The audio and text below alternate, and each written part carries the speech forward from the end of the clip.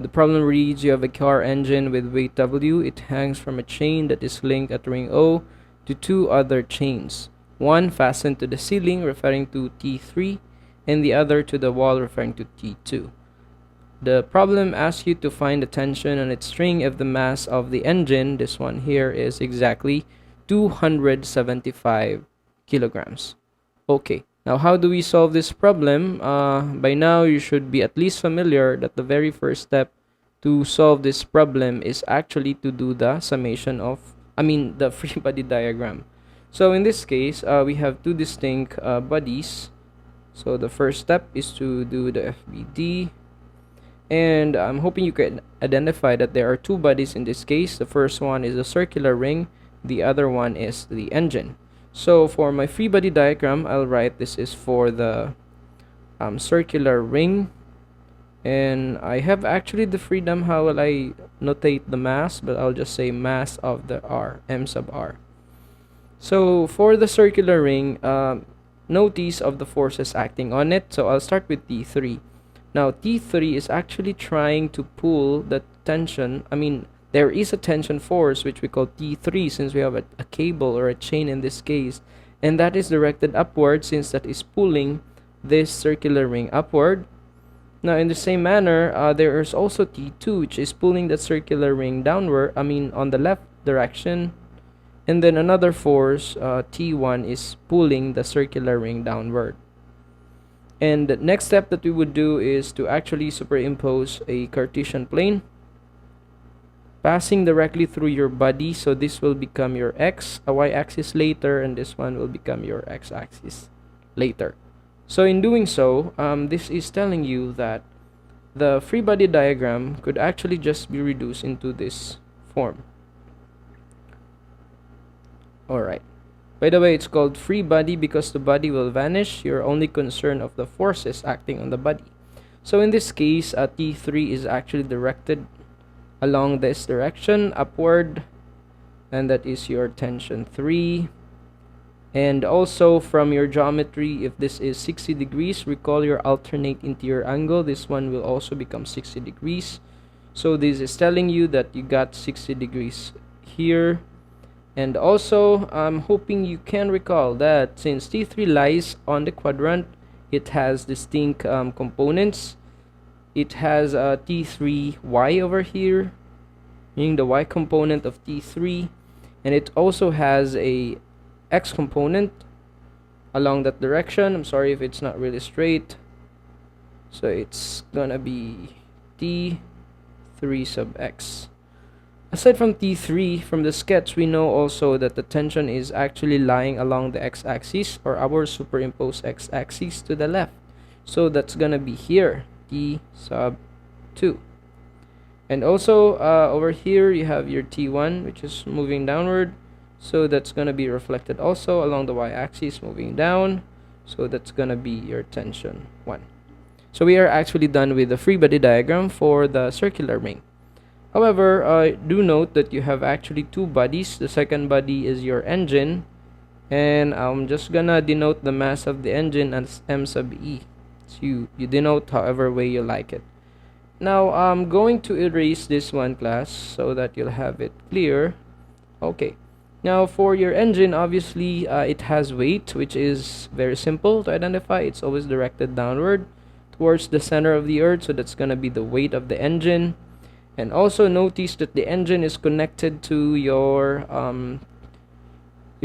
chain cable to the circular ring. So that means to say the cable must be exerting some tension force to balance this out. It should be moving upward since the engine actually don't move at all. So there should be a balance of forces. So that means to say then that the free body diagram for engine would be very simple. It only has two forces along the y-axis. But just to be very transparent and just to make you understand better, understand that I'm still gonna do the superimposed thing. So this is gonna be my y-axis. Along this will be my x-axis, and the origin is exactly the mass or the engine itself. So that means to say then that the forces obviously okay, sorry, this should be my y and this should be my x. So if I'm going to simplify the free body diagram. The force is T2 over here is moving up, so that should also be doing the same thing. Sorry, yeah, it's T2, T1. Yeah, T1 to T1. So the T1 is moving up, and then W sub E is moving down on the y-axis, so this would be your weight of the engine. Alright. So we're now done with the free body diagram. The next step is to create the summation of forces. Now, in the summation of forces, it's very crucial that you should have your free body diagram correctly, because your summation of forces is literally just writing the equation of the forces found on your free body diagram. So if your free body diagram has a missing one force, it will really affect the summation of forces. So let's start with along the x. So recall Newton's second law. The sum of the forces along x will simply be given as the mass of the object, in this case circular ring, and then its acceleration along the x direction. Notice that the circular ring over here, this one, did not actually move, so that implies obviously that there is zero acceleration along x, so that's gonna be 0. Now, the right hand side, this is telling you the right hand side would be 0, but it doesn't mean that this one is 0 also. So there are actually terms here that add up to 0. So those terms would be, we refer to the free body diagram. Obviously, along the x-axis itself is T2, and since it's moving to the left, it has values of negative, so this is gonna be negative T2. And then of course T1, well, we don't have T1, it's along the y-axis. And then T3 also, although T3 is not exactly on the x-axis, but it has a component along the x-axis which we labeled as T3x. So if the top portion is T3x, recall that this should also be T3x.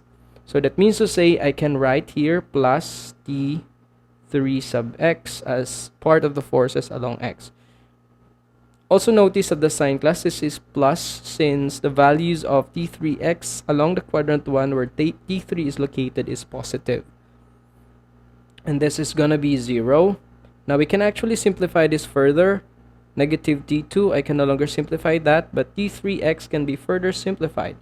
Notice that T3x and the angle 60 degrees are adjacent or tapad. So out of the two mnemonics, so ka, the only trig function that has adjacent on it is cosine.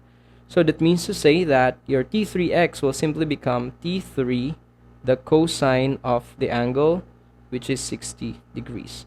So right over here is your first equation. I'm just going to box it out. Alright, so this is your equation 1. Now, dealing with the same body, we still have to account for the forces along y. So I'm going to write sum of the forces along y is simply equal to mass of the ring, acceleration along y. Now also, there is obviously no acceleration along y. And sum of the forces along y is simply telling me to look at the free body diagram and account for the forces that are along the y-axis, just like T1, or has a component along the y-axis, or T3 sub y. It means to say, in reference to my free body diagram, I obviously have T1. And since T1 here is moving down, it should bear a negative sign. Since we're dealing with forces, which are vectors, so sign matters a lot. And also, your T3y, right over here, is along, or it has a component along the y-axis, so that should be written also here, and that is just equal to 0. Further simplification, this will result to T3y. If you think about it, T3y and the angle, they are actually opposite. So the trig function that has opposite in it is sine. So that means to say your T3y is gonna be T3 sine of 60 degrees, and that is equal to 0. So this right here is your second equation. I'm just gonna label it equation 2. Okay, now you might also wonder, sir, why does it bears a positive sign? The values of T3y along quadrant 1 where T3 is located are positive. You know that from your geometry. I mean algebra. So sorry, I have not defined this as my x and y. I should define it in the first place. Okay, so that's why it's positive. Now for the summation of forces for the second body, I could simply write 0 in this case, because literally there are no forces along x. And the sum of the forces along y for the engine is mass of the engine, acceleration along y. Now notice also that the engine is actually stationary. That means to say, obviously, it has no acceleration at all along the x and the y, so that means this term here will simply become 0. Now this left hand side of the equation is telling me to sum up all the forces along y, or has a component along y. And obviously from my free body diagram, I know I have T1, it's going up, so that's gonna be positive T1. And then the weight is going down here, directed downward, so that's just gonna be minus the weight of the engine is equal to 0. So this one right here is my third equation. Sorry, it's not working. Okay, equation 3. It's weird that I have the parenthesis in there. But anyway, once we have the equation set, we are now ready to solve for the tension, because the problem explicitly asks us to find for the tension on each of the strings. So that's what we are going to do today. So yeah, C C would be solving for tension. It's gonna be T1, T2, and tension 3. Alright, so basically we have three distinct equations, and when you think about it, class, this is simply math. T2 is unknown, T3 is unknown, so from one equation you get two unknown. By itself, it's not really solvable. The second equation, we have T1 as unknown, T3 is also unknown, so the same story, one equation, two unknown, it's not solvable by itself. So we're looking for the simplest equation, so that means one equation, one unknown. Equation 3 is what we are looking for, because T1 is unknown, and WE, we can actually solve this one directly from the problem. So that means to say we have one equation and one unknown, and we know from algebra that that is what we are looking for. So T1 minus weight sub E, or weight of the engine, is 0. That means to say T1 is gonna be weight equal to the weight of the engine. And from our physics class, we should know by now that to get weight is simply mass times the acceleration due to gravity. And since our mass is engine, so I just have it as mass sub E, just for distinction. Alright, so mass of the engine is just 275 kilograms. The acceleration due to gravity on Earth is 9.8 meters per second squared. This is telling me that the value of the tension 1 is just 2,695 newtons. So this is the value of tension 1 right here, 2,695 newtons. So another way is, we still have to solve for T2 and T3. So solving for T3, looking for T3, let's inspect again the equations. I'm looking for T3, I don't know T2 yet, so still one equation, two unknown. I would not like to use this one. If I'm going to use equation 2, I'm planning to use equation 2, I already solved for T1, so this is now known quantity. T3 is something that I'm looking for, so this will become, this is known, only one unknown, so I can use equation 2 to solve for T3. So from equation 2, I have this expression here, negative T1 plus T3 sine of 60 degrees is equal to 0. And I just have to transpose that one. That's going to be T3 sine of 60 degrees is equal to tension 1. And I have to divide both sides by the sine of 60 so that I'll only have T3. And also I do it both sides to preserve the equality. So that means to say I have T3 is equal to T1 divided by the sine of 60. Substitute the values. T1 is just 2,695 newtons divided by the sine of 30, and that is the square root of 3 over 2. So that means T3 should have a value of 111.92 newtons. So that right there is a very large force. 3,100.92. So we have solved for T1 and also for T3, so we're looking for T2. Baka kasama si theta. So for T2, of course, that was a corny joke. For T2, we can only use equation 1. There are no other equation that we can use because this is the only equation that has T2 in itself. So T2 is unknown, T3 we have solved for this one, so this is literally one equation, one unknown. We can solve for that directly. So from negative T2 plus T3 cosine 60. Oh, I love the cosine 60 because very simple. Is equal to 0. That is going to be T3 cosine of 60 degrees is equal to T2. I just transpose the T2 to have a positive sign on the other side. That means to say T2 is going to be T3 cos 60. So T3 is 3,111.92 newtons. And then the cosine of 60 is the beautiful 1/2. So T2 is gonna become 1,555.92 newtons. Okay. So that right there are your distinct values for T2, T3, and T1.